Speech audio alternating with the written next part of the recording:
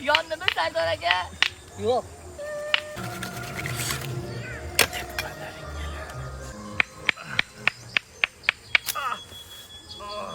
Siz deb bo'ldi. Nima kerak bor shu kimsasiz joyga kelib? Ana endi adashib qoldik.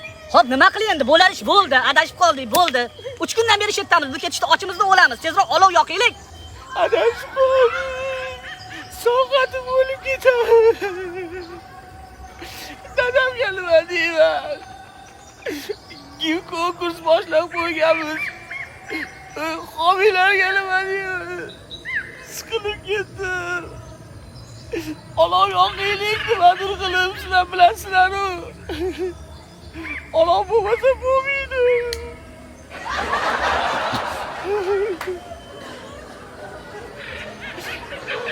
Yoqinglar nimadir qilib.